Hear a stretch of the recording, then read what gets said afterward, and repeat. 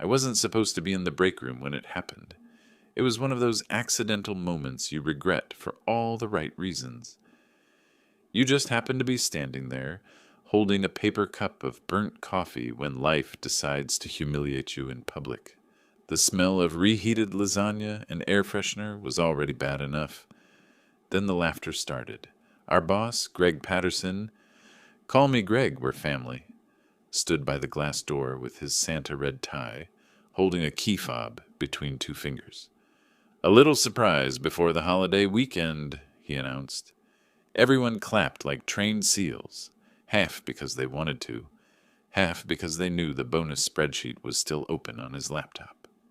In the middle of the room, right by the window, a brand new SUV gleamed under the floodlights outside. It was still wrapped in a red bow, dealership style, ribbon thick enough to choke an elephant.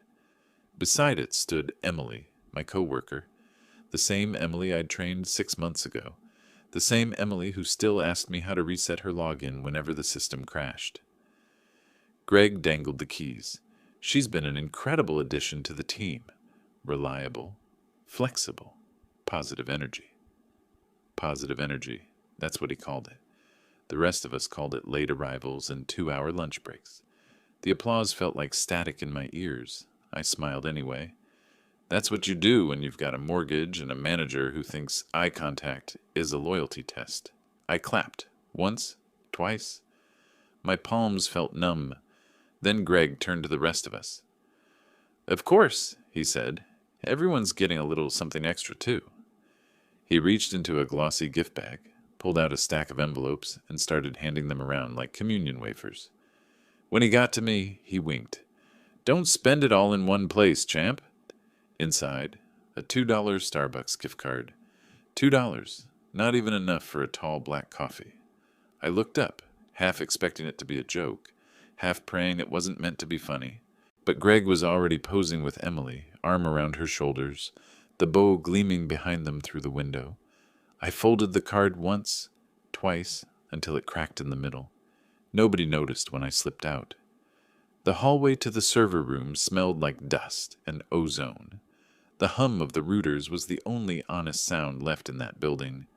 I'd been there 5 years, 5 Christmases, 5 rounds of we couldn't have done it without you, 5 promises of a raise that never made it past the next quarter stage. The thing about working night shift is that you start seeing how fragile everything is. The daytime people think the world runs on meetings. It doesn't.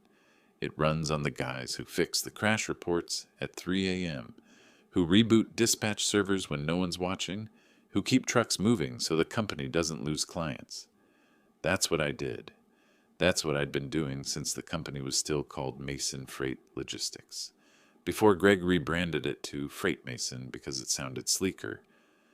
Sleek doesn't keep systems from collapsing. I sat down at my desk, the one nobody else used because it was closest to the server fans, and opened the night dashboard. Green lights across the board. Dispatch stable. Temperature nominal. Quiet, except for the echo of laughter still stuck in my skull. Emily's laugh, high-pitched and breathy, carried all the way from the parking lot a few minutes earlier. Oh my God, Greg, you didn't have to. Sure he did. She was his mentee. I'd seen them once at the diner down the road. Sitting close enough to share a milkshake straw, I'd pretended not to. Pretending not to see things was part of the job. I pulled up my pay stub. $21.48 an hour before taxes. The SUV outside was worth more than I'd earned in 2 years combined. For a long time, I just sat there, staring at the $2 card on the desk. The company logo shimmered under the fluorescent light. Merry Freightmas, it said in cheerful blue font. That was the moment something inside me, something that had been quietly swallowing pride for half a decade, stopped working. Not snapped, just stopped. At 1:12 a.m., the office was empty except for me and the servers. I could hear the storm outside, sleet tapping the window like impatient fingers. I typed slowly, deliberately. Subject, 2 weeks' notice. Body, effective immediately. I didn't send it yet. Not yet. Because quitting isn't something you do angry. It's something you do right. So I checked the backups, opened the compliance folder, scrolled through the maintenance reports Greg had edited last week before the client inspection. All the falsified logs, all the driver hours overridden manually with his initials, every digital fingerprint still there, date stamped, unaltered, permanent. I've been archiving those for months, quietly, methodically, not out of spite, out of survival. When you're the guy who knows how the system actually works, you make sure to keep receipts. At 1:53 a.m., I saved one last file. Incident, Topo 119, OSHA PDF. My reflection in the server glass looked foreign. Pale, tired, older than 33. The kind of face that stops apologizing for existing. The cursor blinked on the unsent email like a heartbeat. 1:57, 1:58, 1:59. The world outside was black glass and sodium light. Somewhere in the lot, a red bow fluttered in the wind. At exactly 2:00 a.m., I hit send. And for the first time in 5 years, I exhaled without fear. Here's how you become valuable enough to be invisible. You start by showing up when nobody else does. Snowstorm, you come in. Server down at 3 a.m., you fix it. Someone has to cover dispatch while Greg's at a golf retreat, you volunteer. Not because you want to, because it's easier than listening to him sigh through the phone about team spirit. That's how it began for me. 5 years ago, back when the office still smelled like paint and hope. Freight Mason had just signed their first national logistics contract. I was hired as an IT operations associate, which was code for the guy who keeps the company from falling apart in silence. At first, I believed in it. The underdog story. The grind. Stick with us, and you'll grow with us. Greg said it like a promise, like he could already see me sitting in some corner office with a view. The truth is, there were no windows for people like me. You don't notice the small thefts at first, the unpaid hours. The can you stay just a little longer? That turns into 12-hour shifts. The weekends you log in from home to fix a driver route bug because no one else knows how. You just tell yourself it's temporary. Then you blink, and 5 years are gone. There were signs. I just didn't want to read them. Like the time I trained Emily. Yes, that Emily. When she joined fresh out of college. She couldn't tell a database from a dashboard, but she had something better. Greg's attention.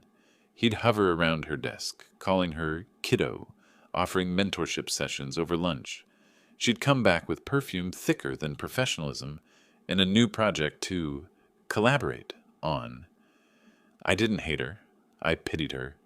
Because she didn't even realize she was being groomed. For the role, for the praise, for the performance.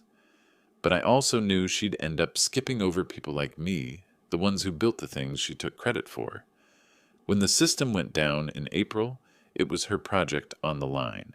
I stayed all night, rewrote half the routing code, and pushed the fix at 4:37 a.m. The next morning, Greg handed her a gift card and a round of applause. Couldn't have done it without Emily's leadership. Leadership. She didn't even know what a JSON key was. That night, I stayed 2 extra hours to document the patch. Nobody paid me for it, but Greg did send me an email. Appreciate your support. Let's talk about your growth soon. Soon. The word that never ages but always expires. I started keeping notes. Not the paranoid kind, just facts. Dates, emails, system logs. Every time Greg ordered us to override driver fatigue reports to meet quotas, I made copies. Every maintenance request he deleted before client audits. Every falsified timestamp on the inspection software. Every hour logged past the federal cap. He thought the night shift was invisible. But the system logs everything. There's a folder on the server called Your Admin Archive, Internal. He didn't know it mirrored to the backup cloud. I made sure it did. It wasn't revenge. Not yet. It was insurance. The worst part wasn't even Greg. It was the way the company wore exhaustion like a badge of honor. Burnout means you care. Sleep is for the unmotivated.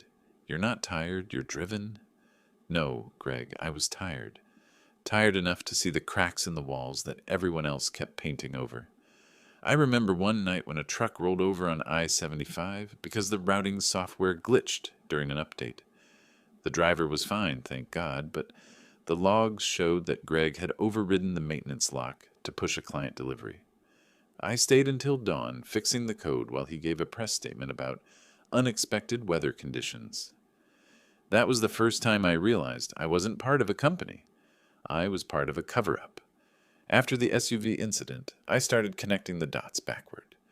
Every late-night email I'd answered, every emergency I'd fixed alone. I saw the pattern, how Greg used team loyalty as a leash.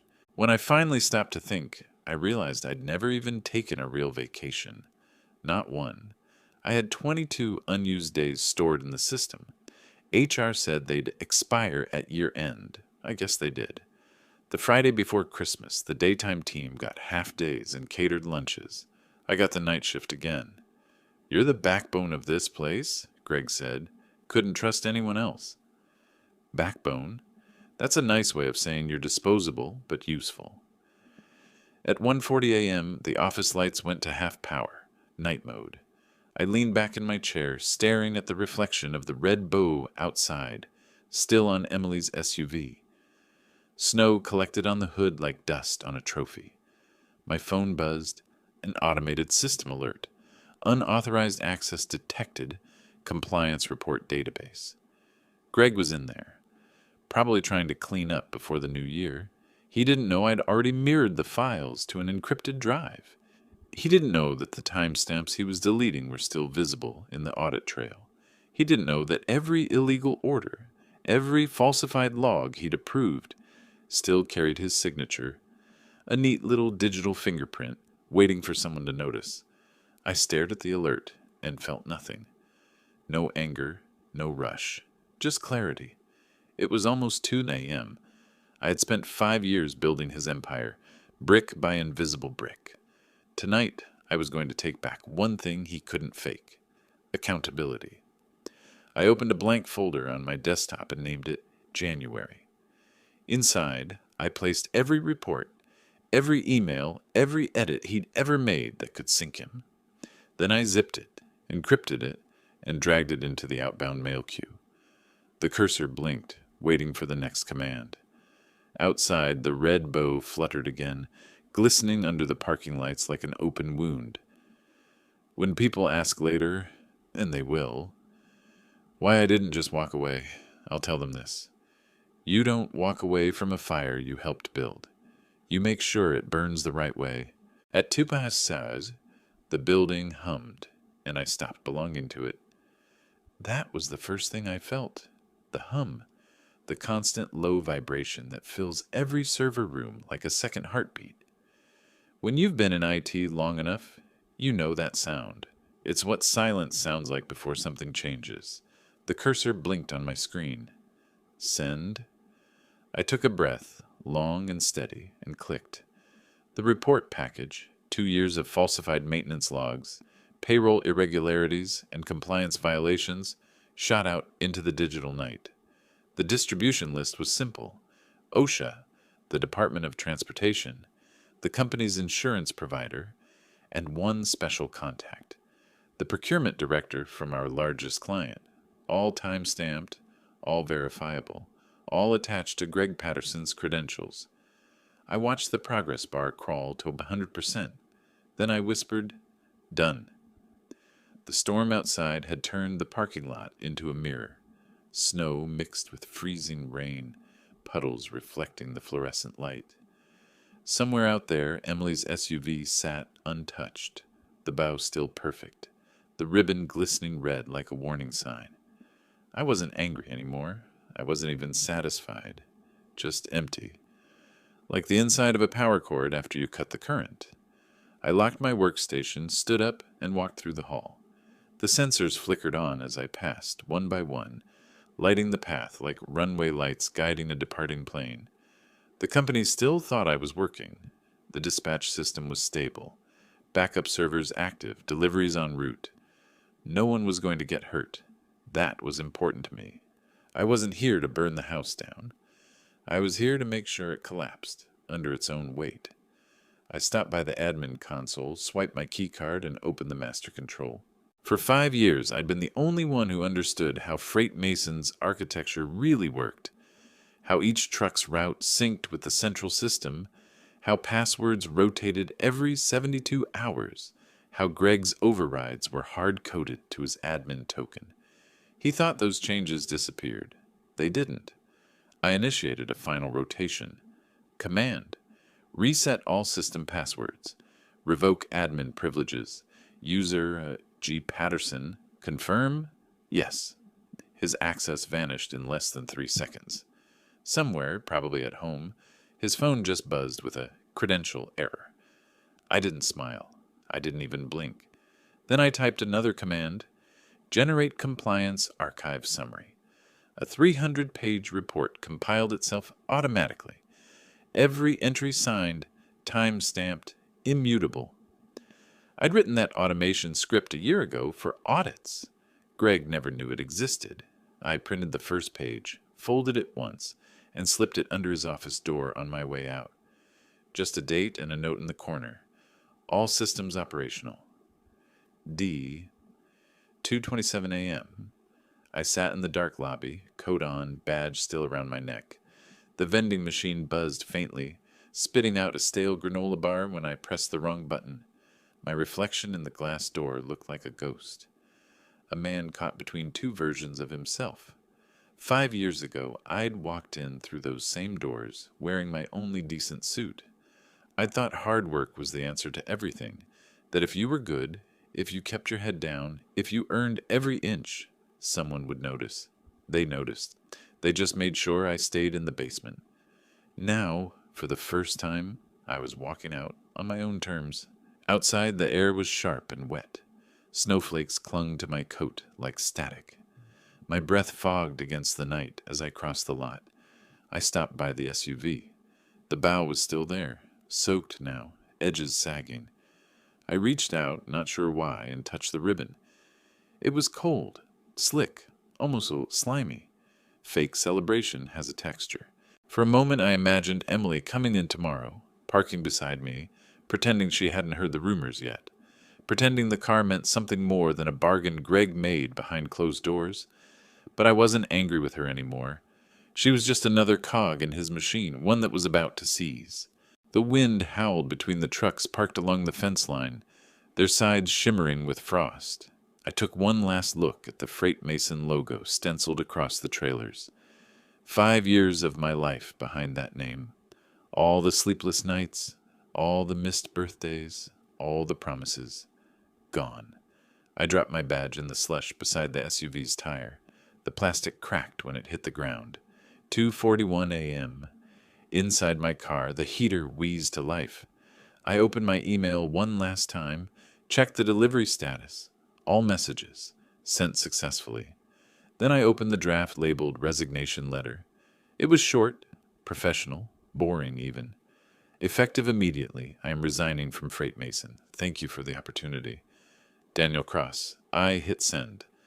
There was no dramatic music, no slow-motion montage, just a soft whoosh and the glow of the sent folder.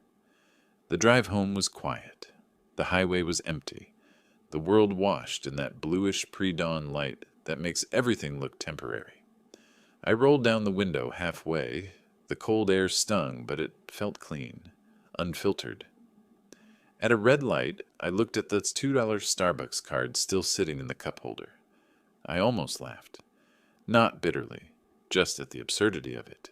$2 for loyalty, $2 for silence, $2 for everything I'd given. I flicked it out the window. It spun once in the wind and disappeared into the snow. When the light turned green, I pressed the gas. Later that morning, when Greg logged in, he would see a red screen. Access denied, account disabled. He'd call it. No one would answer. He'd call HR. They'd already received the compliance alert. By noon, the insurer's legal department would be on the phone. By sunset, OSHA would have his files. By tomorrow, the client would suspend all active contracts pending review. He'd call Emily into his office, voice trembling, face pale, pretending it was all a misunderstanding. She'd nod, confused, terrified, still clutching the keys to her new car. And somewhere, buried under all the panic, he'd finally realize the night guy, the one who smiled and said nothing, had been watching all along. The clock on my dashboard flicked to 3:07 a.m. For the first time in years, there was no alarm waiting, no unfinished ticket, no one to please, just silence. I turned off the radio and drove into it. Revenge isn't loud, it's paperwork with teeth. That's something I learned watching how Greg ran Freight Mason, quietly, efficiently, under the radar. I just gave him a taste of his own system. The fallout didn't start with explosions, it started with emails. Monday morning, my phone lit up with the first notification. Freight Mason compliance alert. Status, under review. By noon, 5 of their trucks were parked, red tagged by DOT inspectors who showed up unannounced. Greg's name appeared on every override form. Emily texted me, just a single message. Did you know about this? I didn't answer. Some truths don't need replies. 3 days later, I got a call from an unknown number. The voice on the other end was calm, professional. The procurement director from Atlas Logistics, our biggest client. Mr. Cross, he said, we've reviewed your documentation. I'd like to meet, off record. We met at a diner halfway between my apartment and their regional office. Snow still crusted the sidewalks, the kind that turns black by afternoon. I sat in a booth near the window. He arrived with a folder, no small talk. Your report was thorough, he said, and expensive for them. Their insurance is gone, their fleet's frozen. We've had to suspend operations with Freight Mason effective immediately. He paused, tapping the folder. But we'd like to bring you in. Consultant role, system oversight, higher pay, full benefits, remote option. You'd be helping us rebuild what they broke. For a moment, I didn't speak. After years of swallowing pride, my instinct was still to say thank you. I'll think about it. Instead, I just nodded. When do I start? He smiled faintly. You already did the moment you pressed send. Meanwhile, Freight Mason was imploding. By the end of that week, OSHA had launched an official investigation. The Department of Transportation froze their operating license pending review of driver hour falsifications. Greg's name headlined 3 different reports. The board called an emergency meeting. Greg didn't attend. His access card still deactivated, his emails under subpoena. HR wiped his credentials by Friday. Voluntary resignation, the company memo said, but everyone knew the truth. Emily's SUV was towed back to the dealership. Lease revoked. The red bow, sun-bleached and half-frozen, hung from the rearview mirror as they drove it away. Someone said she cried in the parking lot. Someone else said she didn't show up after that. The night shift got outsourced to a contractor. The building emptied. My old desk light, the one by the server fans, probably still flickered for a few nights before someone cut the power. By January, Freight Mason no longer existed. The board restructured under a new name, Mason Transit Solutions. New logo, same mistakes. But without Greg's empire of lies, the machine finally stalled. I didn't watch it burn. I didn't need to. I was busy working with Atlas Logistics, auditing their systems.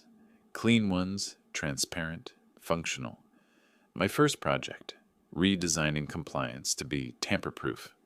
I built a rule into the system, a digital deadman switch. If any admin ever tried to override driver safety hours or maintenance logs, it would automatically report to the Department of Transportation and lock the user out, no exceptions. The team asked me why I made it so strict. Because people forget who keeps the wheels turning, I said, and I don't want another Freight Mason. 2 months later, I drove past the old office for the first time. It was strange how small it looked. The sign had been stripped, leaving only the faint outline of the letters. The parking lot was half buried in snow. I could still picture the exact spot where Emily's SUV used to sit. bow catching the light like a trophy. Now there was nothing but a rusted shopping cart tipped on its side. I parked for a minute. The silence was heavy, familiar. I imagined Greg's voice echoing somewhere in those empty halls, still rehearsing his team family speeches. The irony wasn't lost on me. I'd spent years feeling invisible in that building. Now I was the only part of it still remembered. I got out, walked to the edge of the lot, and found something half buried near the curb. A strip of red ribbon tangled in the ice. Faded, torn, brittle. I picked it up. The wind tugged at it like it wanted to take it away. For a moment, I thought about keeping it.